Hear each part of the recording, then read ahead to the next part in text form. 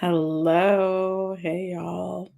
Um, in particular, hello to you, whoever you might be, as you are encountering this workshop. I hope that it, in my Black church tradition, blesses you real good.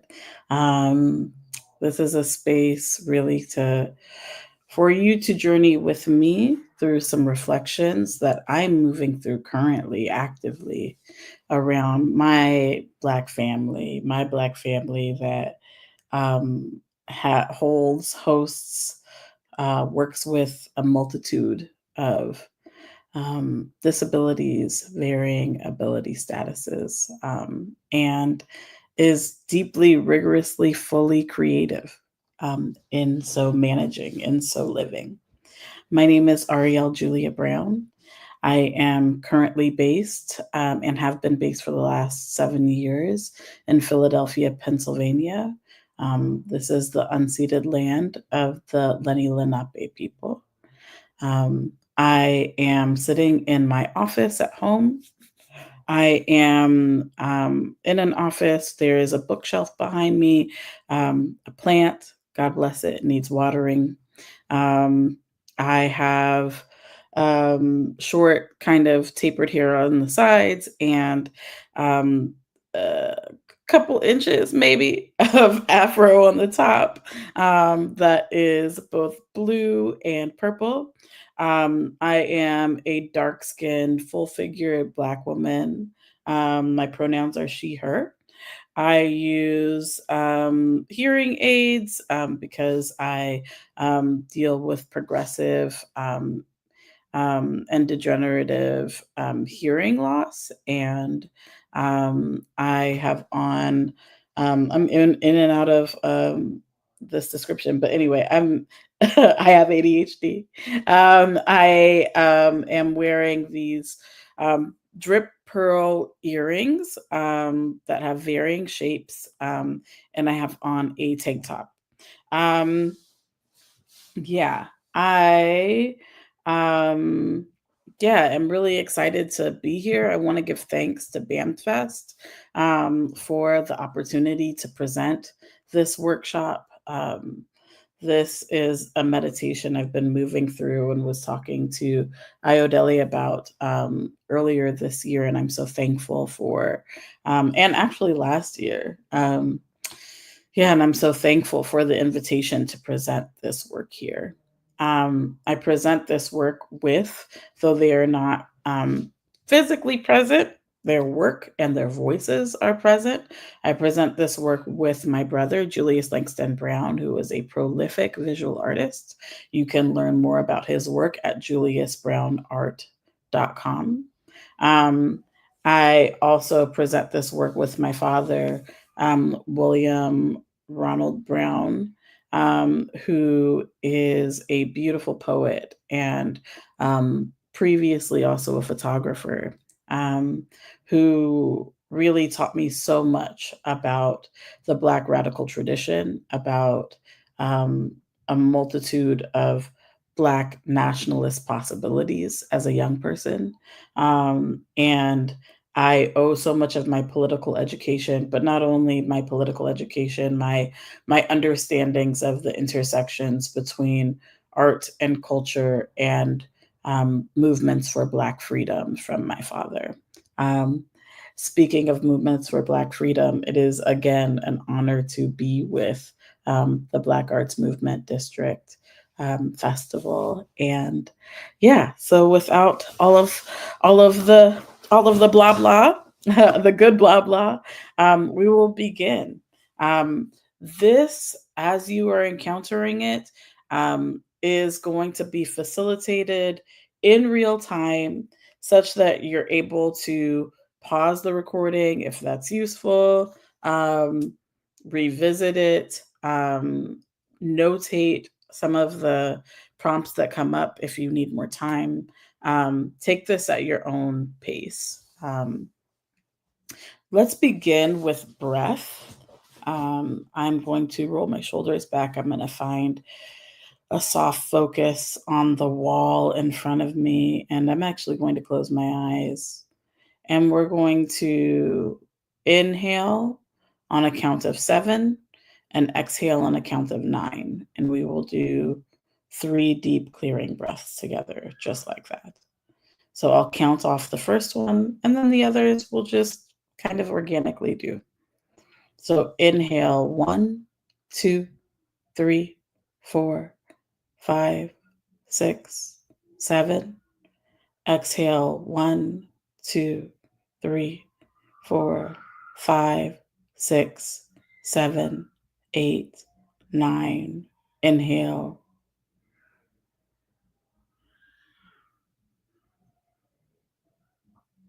exhale,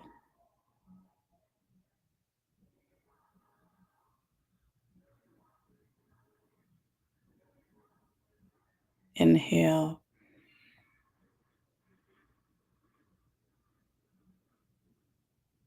exhale.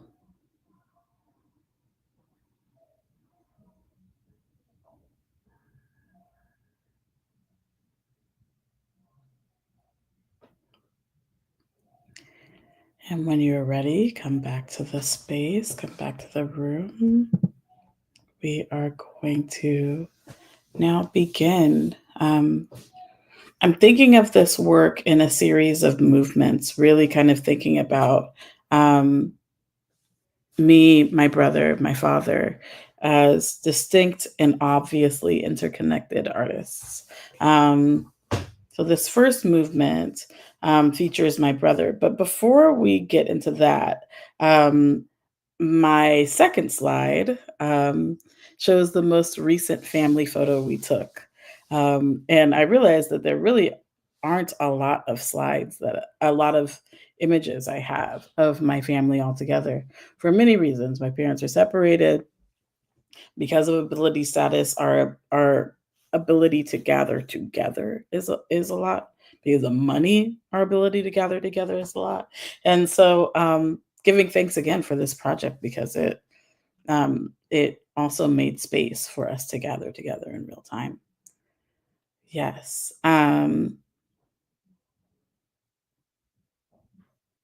Yeah. So here we are. This is an image of my father to the right of me. So I think you might be able to identify me in the image. I'll describe the image as well. I have on a pink hoodie in this image. My eyes are wide and bright because it took a lot to take this photo.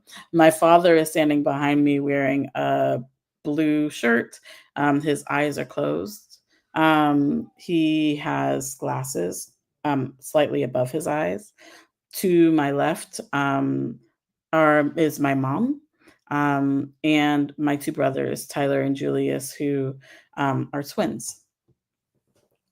Um, and yeah, I wanted to show this image because I think it really accurately reflects like what gathering space looks like between the folks of my family of origin. I don't think I named it in the description, but I should also name that my father is largely blind and has lost his sight increasingly over the course of his old age because of many things we could get into. But um, he also um, contends with some memory loss, some cognitive decline that we're still figuring out.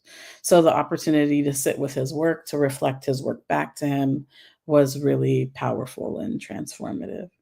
Um, Beautiful. So we can move to the next slide. So this first movement featuring my brother, my little brother, Julius Langston Brown, um, I want to first like show a couple images of him and his work.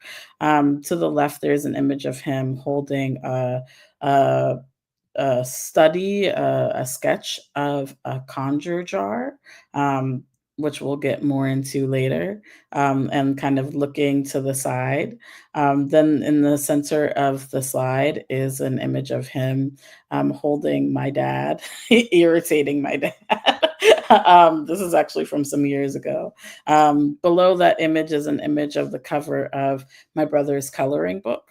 And then to the right is an image of a bison that my brother drew. I should name that the majority of my brother's works. He is a prolific visual artist, as I named. All of his works, for the most part, are on cardboard, and he has thousands of works that he has created over the course of his life. He started drawing at the age of 2. Um, I want to. Julius also has autism and very proudly talks about the intersections of his identity as a Black man with autism and his art making. So I want to introduce really briefly um, an audio of him. Moving through um, a series of meditations that he and affirmations that he has sat with. And I want to, oh, no, no, we can go back. Um, um, though I would, if you could play the audio clip.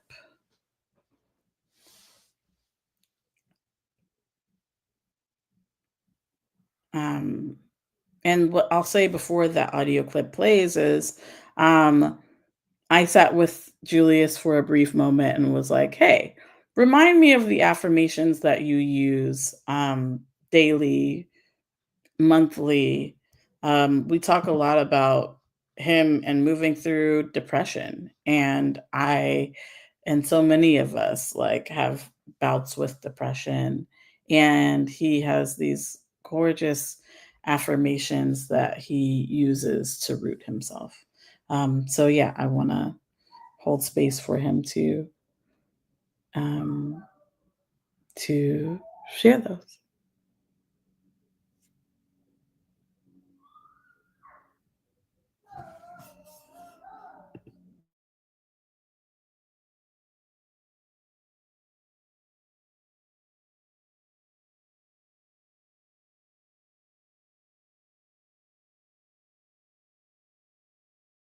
The cartoonist folk artist. My favorite material that I like to create on pictures, well, is cardboard boxes on cardboard. And I use ink pens for sketching and tracing with acrylic coloring crayons for coloring inside the lines with and mixing colors together with only as well too. And I create 279 cardboard drawings a year. And I'm more than just a visual artist. Number one, I am my own visual artist, a background center, a cartoonist, a comic book center, cartoon illustrator, a logo designer, a pop visual artist, a panel still life visual artist, a series visual artist, a surrealism visual artist, a trendsetter, an art teacher, and a cartoon animator. Beautiful. Um, what do you love about being a Black artist with autism? What do you love about that?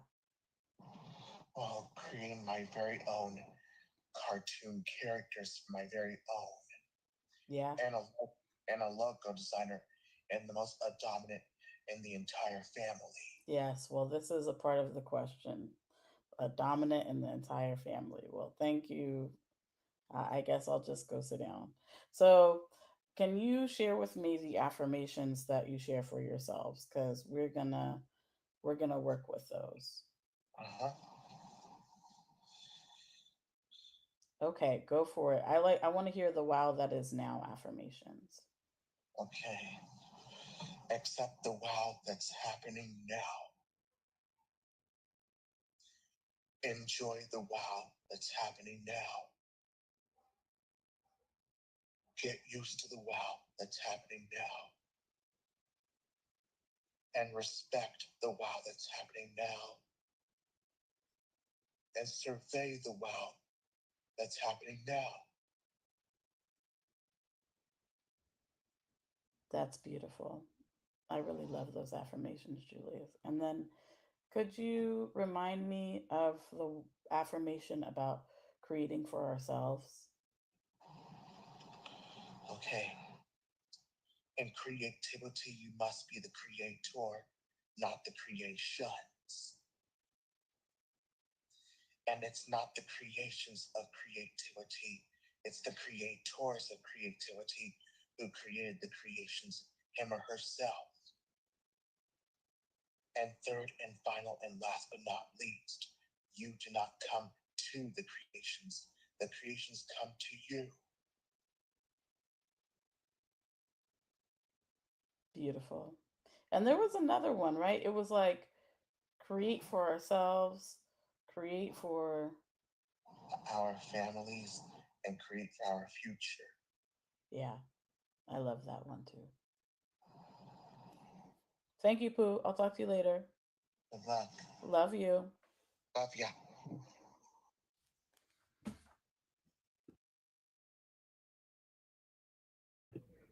Okay, lovely. So you heard those beautiful affirmations. I'm always so inspired by um, his affirmations. Enjoy the wow that's happening now. Survey the wow that's happening now. Get used to the wow that's happening now.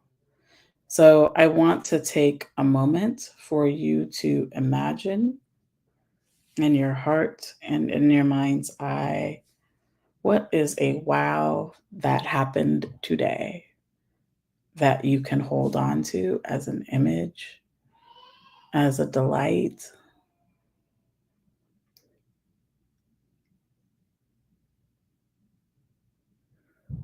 And take a moment. I'll invite you to grab some paper and some pen.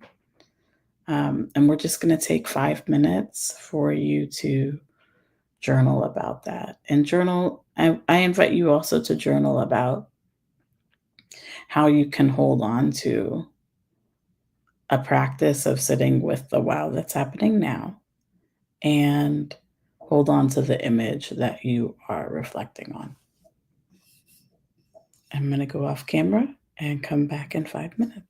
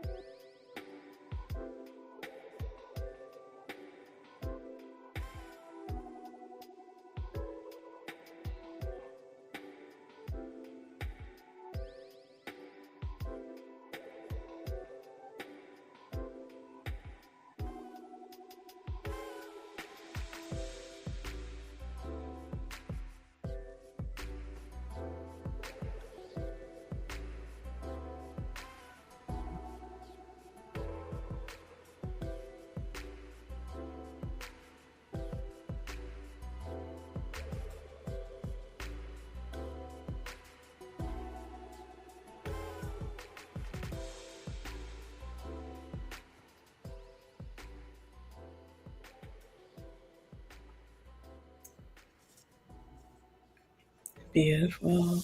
Um, Welcome back, y'all. Um, what came up for you?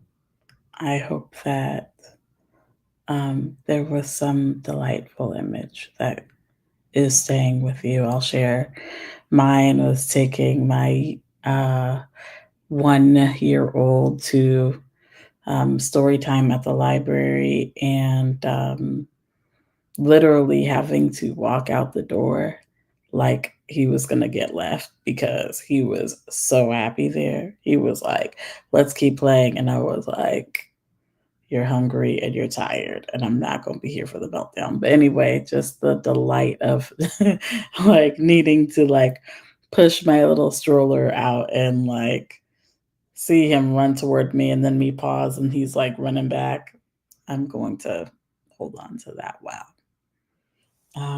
Beautiful.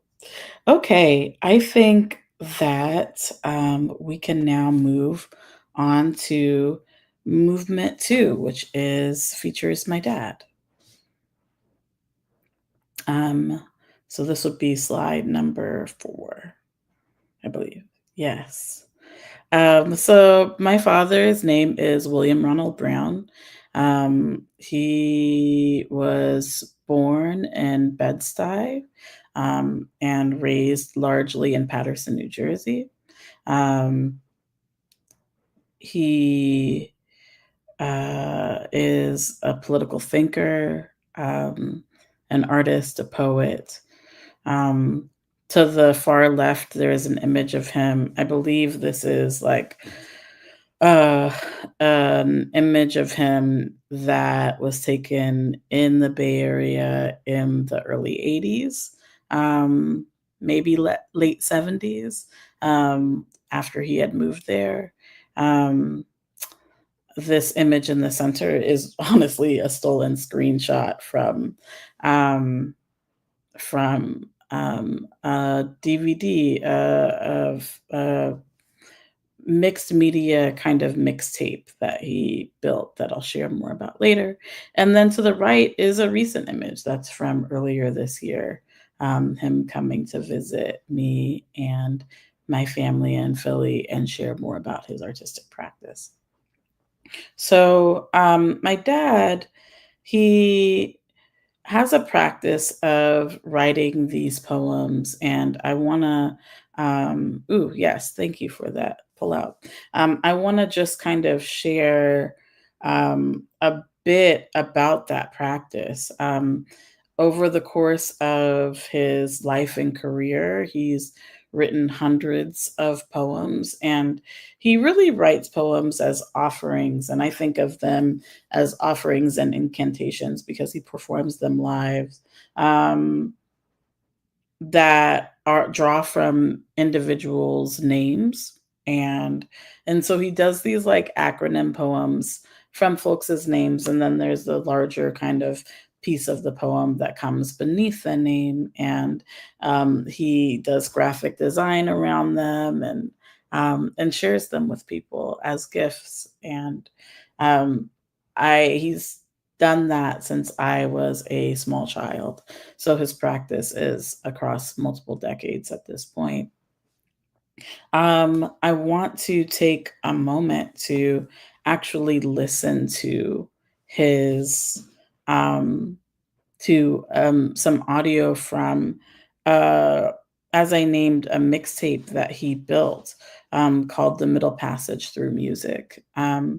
And before I get into that, I want to name what this piece was. So this was a DVD that he built that pulled together poems that he wrote really about Black folks, about Africanness, about Black power and Black freedom. And he was drawing from a number of recording artists, particularly recording artists who were making work in the middle 20th century, in the 50s through the 70s, actually into the 80s. Some of these artists like are more contemporary. And he really kind of is weaving together these songs that touch on moments in Black history. He, in this work, lifts Heroes by Lionel Richie. He lifts Ship Ahoy, which is chronicling the Middle Passage by the OJs. Euphrates River by the main ingredient. Just My Soul Responding by Smokey Robinson. A Change Gonna Come by Sam Cooke. Um, he works with Black Seeds Keep On Growing by the main ingredient. Strange Fruit by Nina Simone. Well, not by Nina Simone, as performed by Nina Simone. That's the rendition that he contends with in the work. And I, as a artist later in my journey from where I was at when he first made this work. I'm just really kind of moved by the cataloging. I work as a dramaturg as well, and so there's a way in which like he's kind of creating this like dramaturgical dossier that is live and musical in this work. And so I'm going to show just like a 45-minute clip where he's referencing the film Sankofa, which is so seminal for all of us, right? For so many of us. And he has a poem for in honor and in remembrance of that work and Black folks more largely. So let's listen.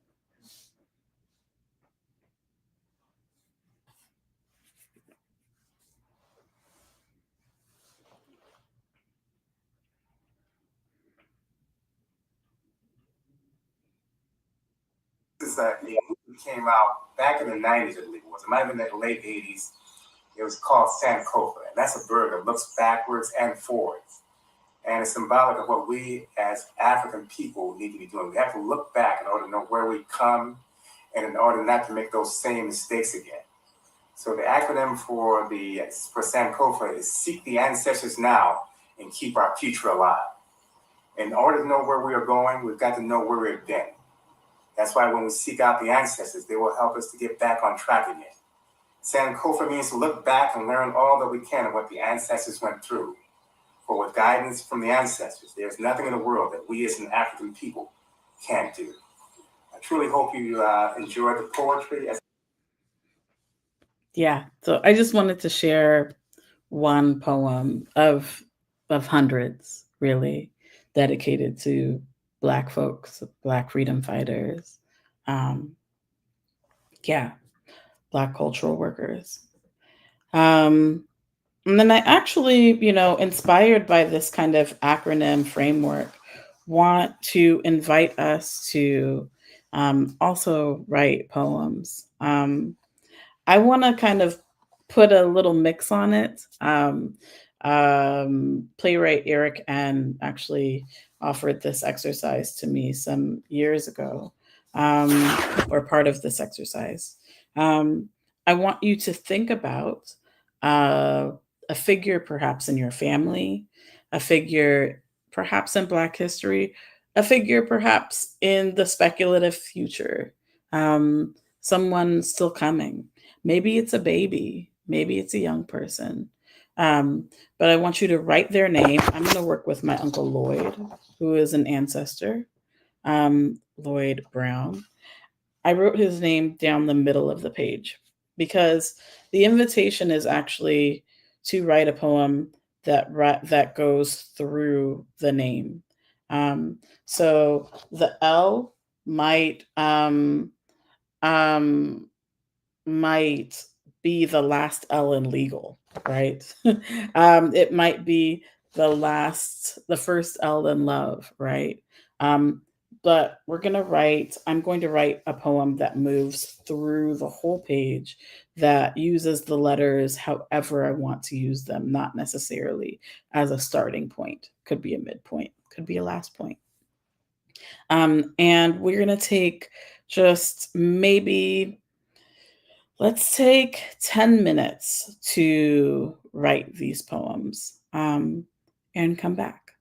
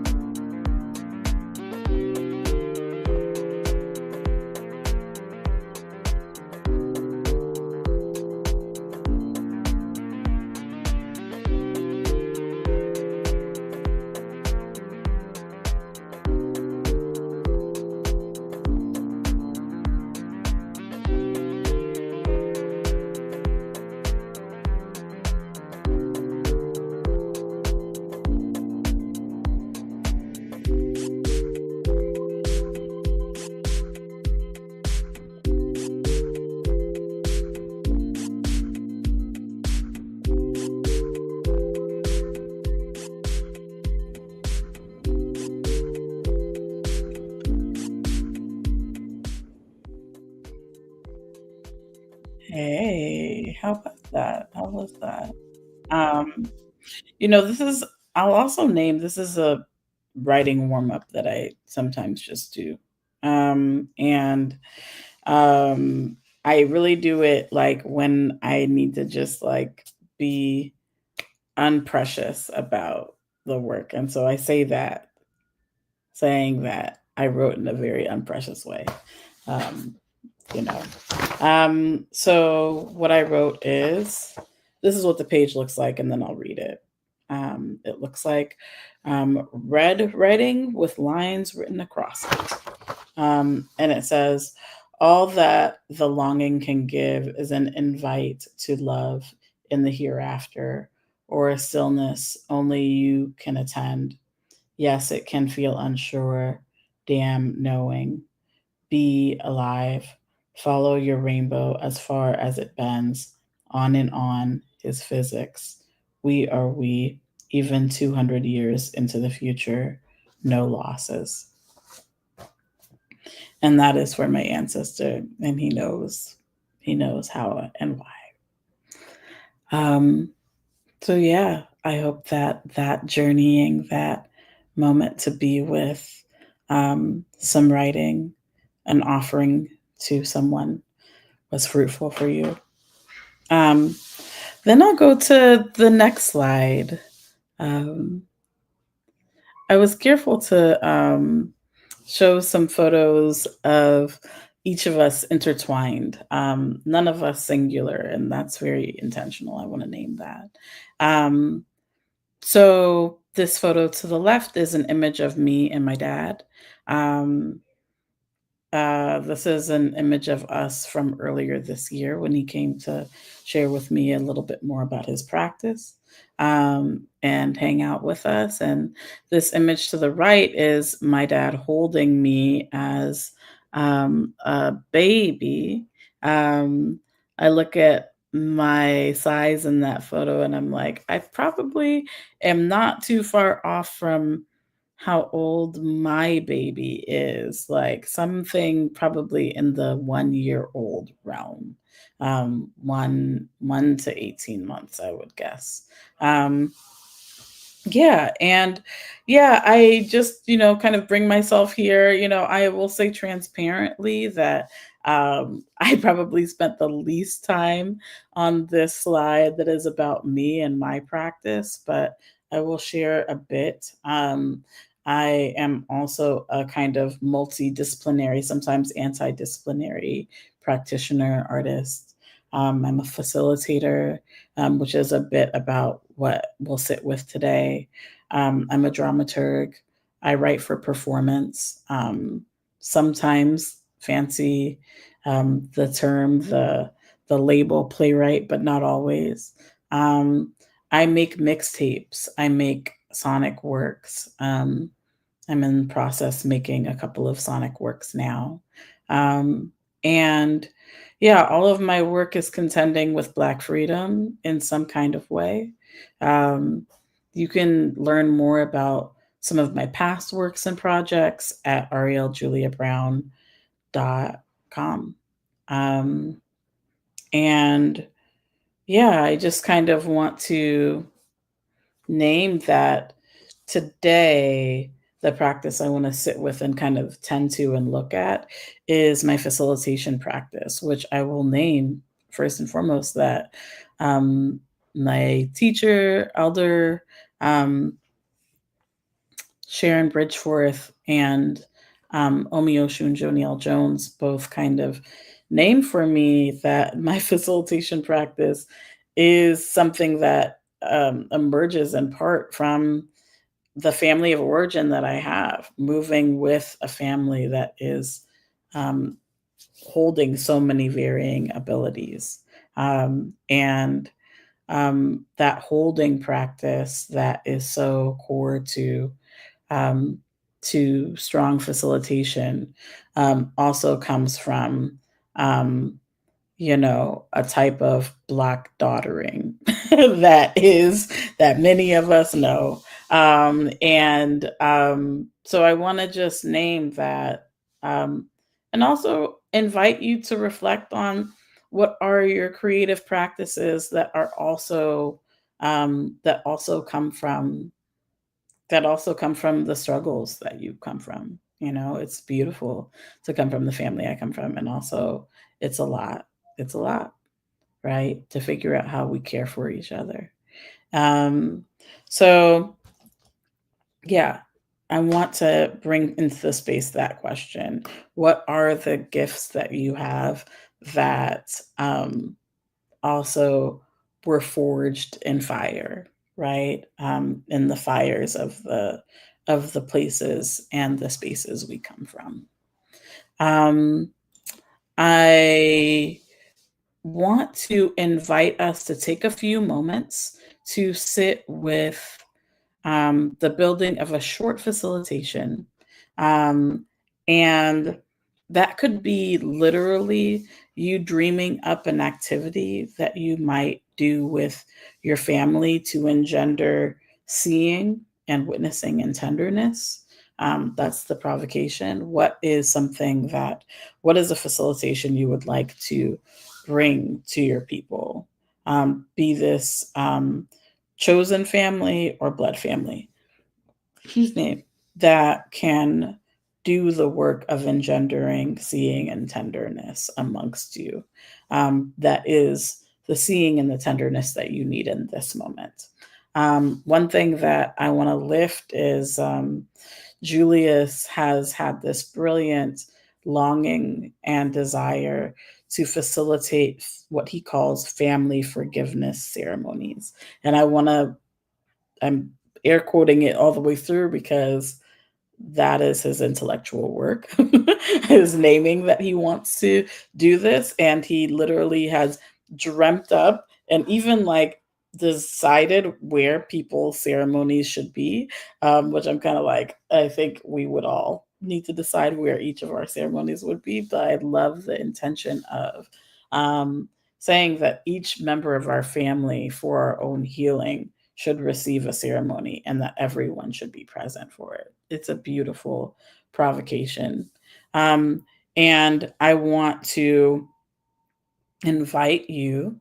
We're going to take literally 5 minutes because, like, I want you to just, like, no, let's actually take like 3 minutes.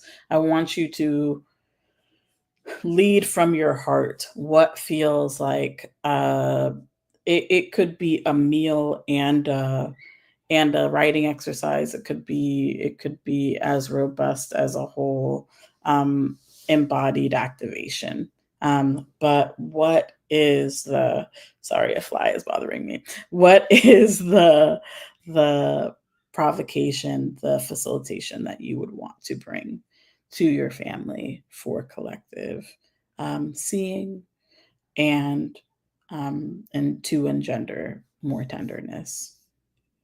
3 minutes, and we'll be back.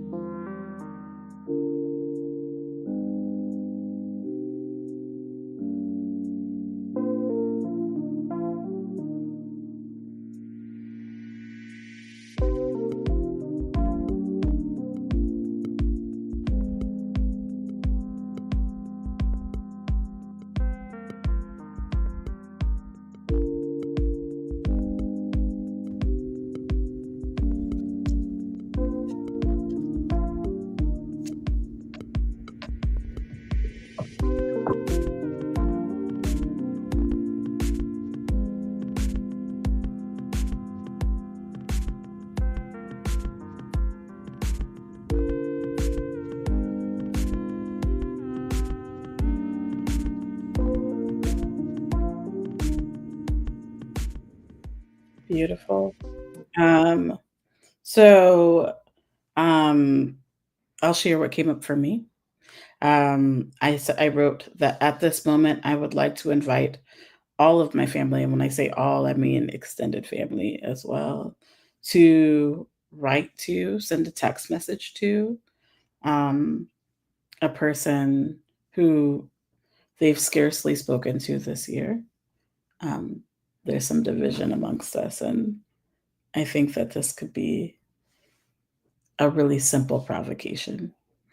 And the question is, if I am brave, or the prompt is, if I am brave, I can admit that XYZ hurts. I think that there's a lot of refusal in my family um, to contend with things that hurt amongst us. We feel a need to be brave, um, to lead with the sharper edges.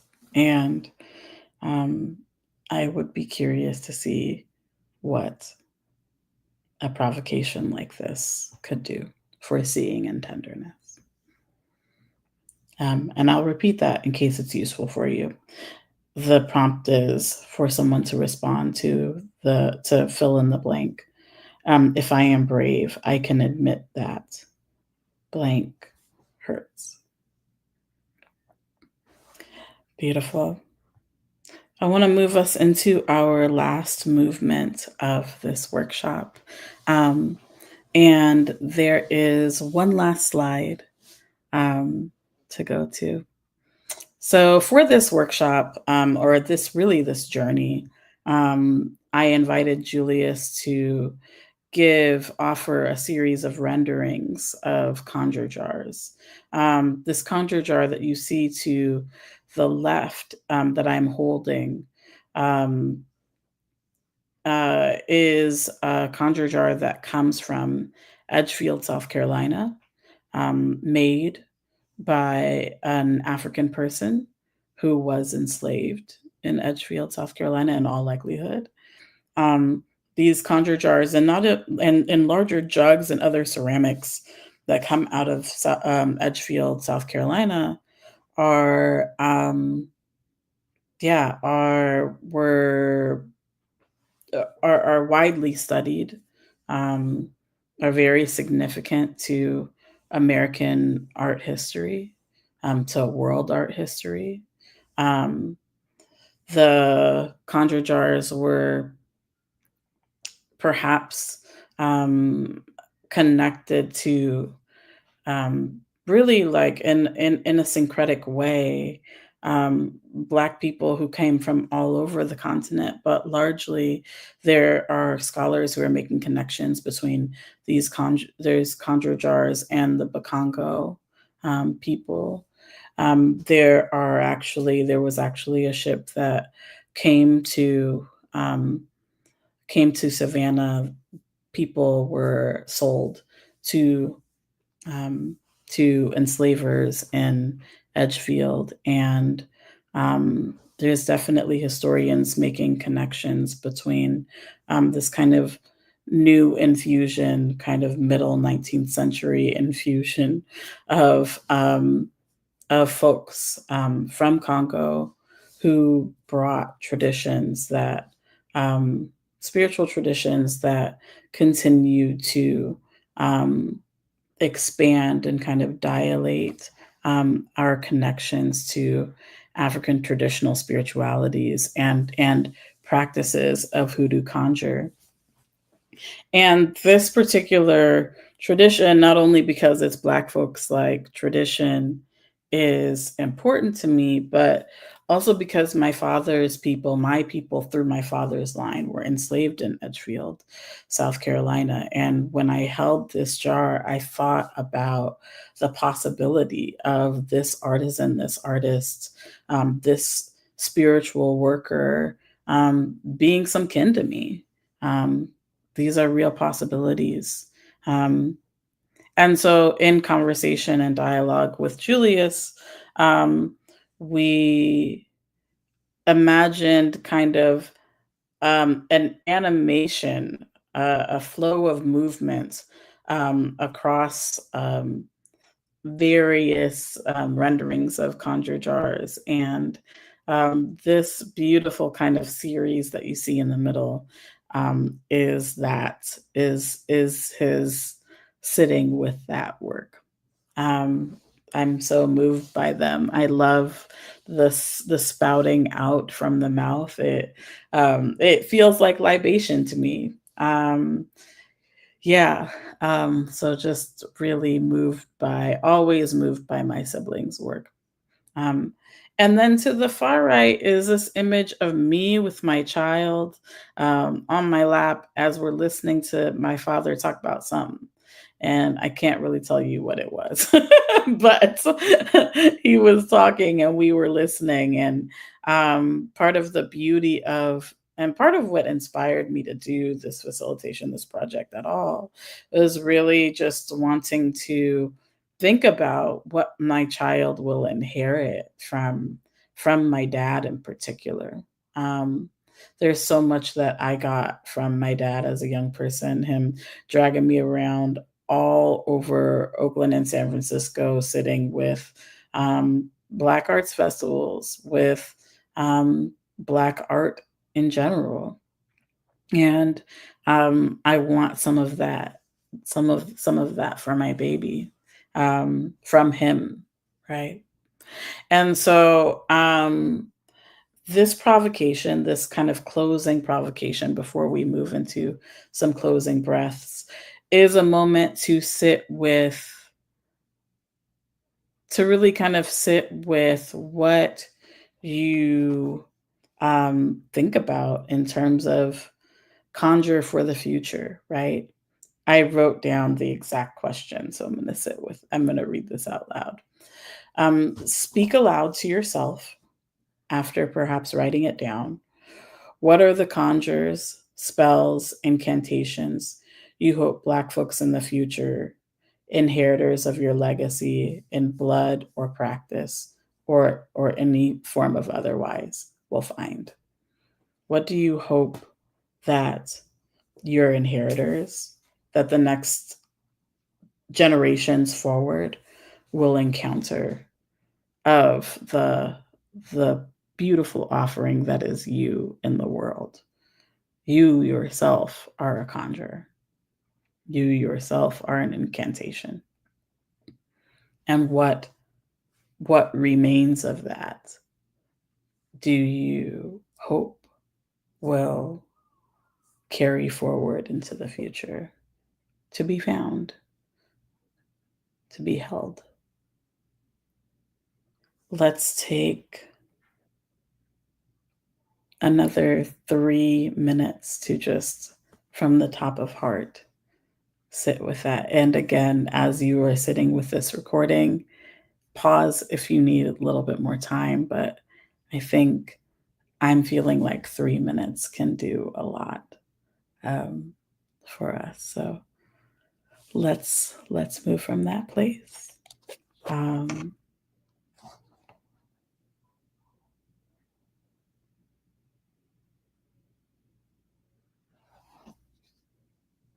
And let's begin.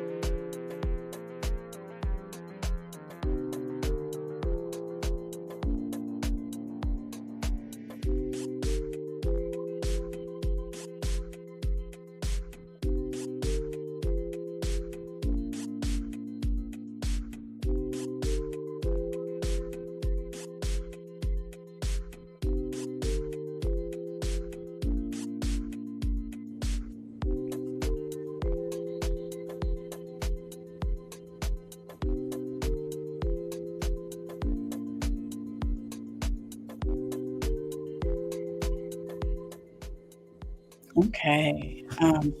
So to close, I'll share for myself. I will name. I hope that my descendants, in my legacy and in flesh, perhaps, know that um, they are whole, just as they are, just as regular, Black, extraordinary, wonderful Black people.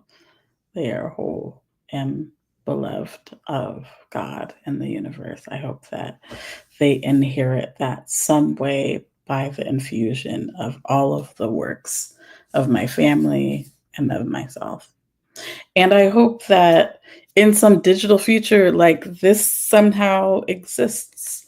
Um, Maybe in 200 years, there's some way this still exists, and there's ways to kind of sit with these lineages in that kind of way. Um, yeah, I I hope that this time has been generative for you. This has truly been a generative journey for me. I'm going to invite us to go back to some breath work to close out our time. Um, um, um, Sorry for all those thinking. Let's do 5 breaths this time. Um, so I'm going to breathe in for 5 and out for 7, so slightly shorter. Okay, and I will count us through all of these breaths actually. Um, Inhale 1, 2, 3, 4, 5. Exhale 1, 2, 3, 4, 5, 6, 7. Inhale 1, 2, 3, 4, 5. Exhale 1, 2, 3, 4, 5, 6, 7. Inhale 1, 2, 3, 4, 5. Inhale 1, 2. Exhale 1, 2, 3, 4, 5, 6, 7. Inhale 1, 2, 3, 4, 5. Exhale 1, 2, 3, 4, 5, 6, 7. Last breath. Inhale 1, 2, 3, 4, 5. Exhale 1, 2, 3, 4, 5, 6, 7. Thank you so much for spending time with me, for going on this journey with me. I would love to hear your experience of this, and you can reach out to me through my website, Arielle Julia Brown, um, in the connect section. I would love to be connected and hear about your own journey with all of this. Until then, blessings. Thank you.